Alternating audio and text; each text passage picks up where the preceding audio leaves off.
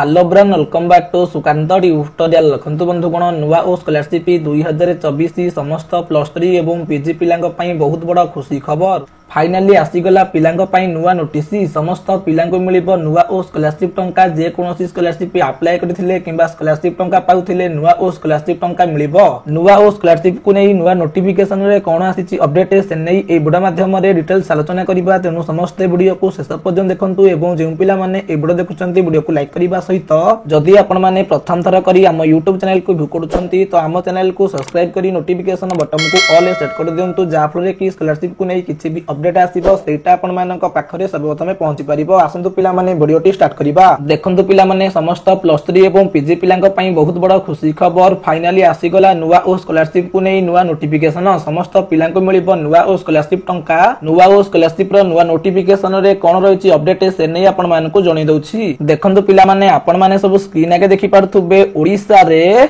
उच्च शिक्षार रूपांतरण मान वृद्धि और छात्रछात्री मानक अभिवृद्धि को दृष्टि रखी ओडिशा सरकार कैबिनेट आज नुआ और छात्रवृत्ति को अनुमोदन प्रदान करिसंती।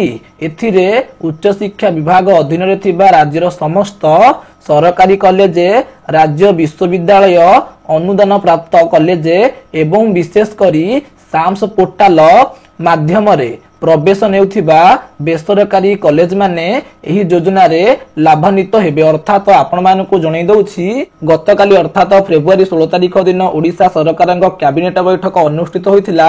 से बैठक रे नुआ और स्कॉलरशिप को अनुमोदन प्रदान करा जायछि। उच्च शिक्षा विभाग अधीन थिबा राज्यर समस्त सरकारी कॉलेज राज्यर समस्त विश्वविद्यालय अनुदान प्राप्त कॉलेज ता सहित बेसरकारी कॉलेज जेउगुडी साम्स अंडर जाउछंती सेथरे पढुथिबा पिला माने नुआ और स्कॉलरशिप को अप्लाई करि परिबे। ता सहित जदि से माने स्कॉलरशिप पाइबा पे योग्य हेबे सेमानकु मध्ये स्कॉलरशिप टंका मिलिबो। एहा परे नुआ और स्कॉलरशिप रे केउ पिला मानकु केते टंका मिलिबो स्क्रीन आगे देखि पड़थुबे। एही योजना अनुଯାयी उपरोक्त शिक्षानुष्ठान रे पढुथिबा समस्त यूजी पीजी छात्रछात्री नुआ और छात्रवृत्ति परिसरगत हेबे। छात्र मानकु 9000 टंका और छात्री मानकु 10000 टंका वार्षिक वृत्ति जोगाई दिया जिवो। अनुसूचित जाति और अनुसूचित जनजाति तथा निर्माण श्रमिक पुओं को 10,000 और झीओं को 11,000 टंका वार्षिक छात्रवृत्ति जोगाई दिया जिवो। अर्थात आपण मानकु जणै दउछि जेउ पिला माने उच्च शिक्षा विभाग अधीन रे थिबा राज्यर समस्त सरकारी कॉलेज राज्य विश्वविद्यालय अनुदान प्राप्त कॉलेज एवं बेसरकारी कॉलेज जेउगुडी साम्स अंडर रे जाउछंती सेठारे पढुतिबा +3 एवं पीजी पिला मानकु नुआ और स्कॉलरशिप टंका मिलिबो। नुआ और स्कॉलरशिप रे छात्र मानकु वर्ष को 9000 टंका एवं छात्री मानकु वर्ष को 10,000 टंका मिलिबो। सेही परि अनुसूचित जाति और जनजाति अर्थात एससी एसटी पिला ता सहित निर्माण श्रमिक पुओं को वर्ष को 10,000 टंका एवं झीओं को 11,000 टंका वर्ष को मिलिबो।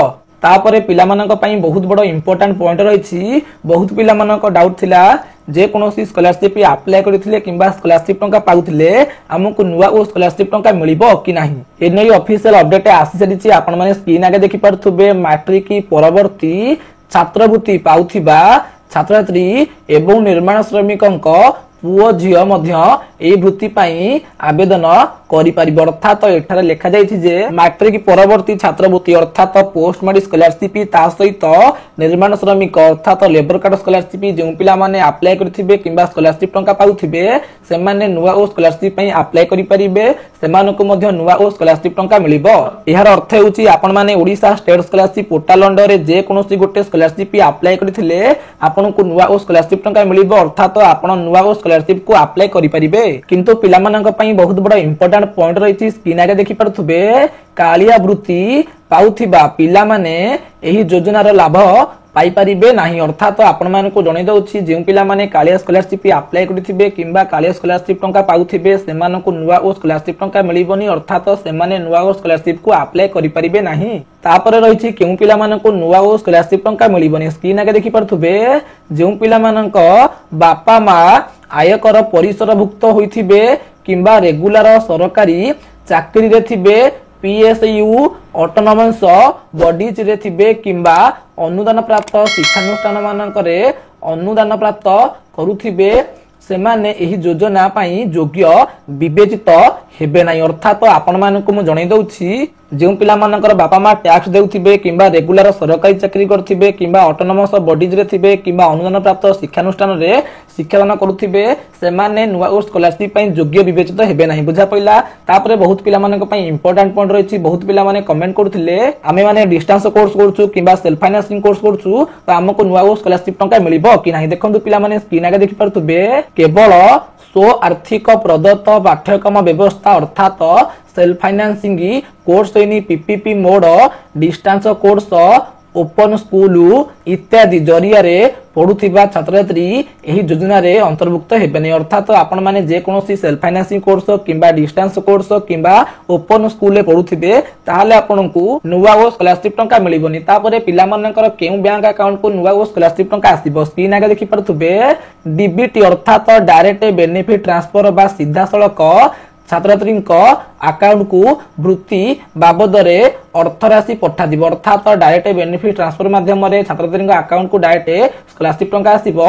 एथि निमंते छात्र छात्री आवेदन समय रे एक निजस्व घोषणानामा दाखल करिवे अर्थात जोटा को रही आनेक्सर ए किंबा आनेक्सर बी फिलअप करके कॉलेज रे सबमिट करिवे। बुझा पइला। तापर रही एही योजना रे प्रति वर्ष प्राय 5,80,000 पिला लाभार्थी हेबे अर्थात एही योजना रे प्रत्येक वर्ष 5,80,000 छात्र छात्री को नुआ ओ स्कॉलरशिप टंका मिलिबो। एही योजना रे 2023-24 आर्थिक वर्ष रु 2027-28 मध्य रे हाराहारी 3,201.08 कोटी व्ययबराद करा जिवो। उच्च शिक्षा रे उत्कर्ष और गुणवत्तार अभिवृद्धि निमंते सरकार एही प्रचेष्टा शिक्षा रे आर्थिक प्रतिबंध को एडाइबारे सक्षम हेब। अर्थात आपण मानकु जणे दउछि फाइनली नुवा ओ स्कॉलरशिप रो नुवा नोटिफिकेशन आसी सारिछि तो आपण मानकु एठा जणे देबाकू चाहे आपण माने जे कोनोसी कॉलेज रे पढंतु जेमिति कि गवर्नमेंट कॉलेज किंबा गवर्नमेंट एडेड कॉलेज किंबा प्राइवेट कॉलेज रे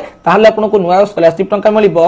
नुवा ओ स्कॉलरशिप टंका आपण माने जे कोनोसी स्कॉलरशिप अप्लाई करथिले किंबा स्कॉलरशिप टंका पाउथिले अप्लाई करि परिबे। तेनु खूब शीघ्र ए रिगार्डिंग हायर एजुकेशन डिपार्टमेंट तरफ रु ऑफिशियल नोटिफिकेशन को रिलीज कर जिवो। एटा होछि राज्य कैबिनेट रे अनुमोदन सरिछि। पूर्वर नुआ ओ स्कॉलरशिप गाइडलाइन अनुसार आपण माने जे कोनोसी स्कॉलरशिप अप्लाई करथिले किंबा स्कॉलरशिप टंका पाउथिले आपनको नुआ ओ स्कॉलरशिप टंका मिलिबोनी किंतु ताहा बे चेंज हेइ सारिछि। जों पिला माने जे कोनोसी स्कॉलरशिप अप्लाई करथिबे सेमानको नुआ ओ स्कॉलरशिप टंका मिलिबो। आशा करिबी ए वीडियो माध्यम रे आपण मानको डिटेल्स इंफॉर्मेशन गुडी को प्रोवाइड करि परथिबी। अन्य एक वीडियो माध्यम रे आपण मानको जणे देबी आपण माने किपरि अप्लाई करिवे ऑनलाइन अप्लाई करिवे कि ऑफलाइन अप्लाई करिवे अप्लाई डेट गुडी को कोन रहिछि ता सहित अप्लाई समय रे कोन सब डॉक्यूमेंट आवश्यक। आशा करिबी ए वीडियो माध्यम रे आपण मानको नुआ ओ स्कॉलरशिप को ने डिटेल्स इंफॉर्मेशन गुडी को प्रोवाइड करि परथिबी। जदि भी आजर वीडियोटी आपण मानको भल लागिथिबो तो निश्चित भाबे लाइक करिवे शेयर करिवे एवं सब्सक्राइब करिवे। वंदे उत्कल जननी।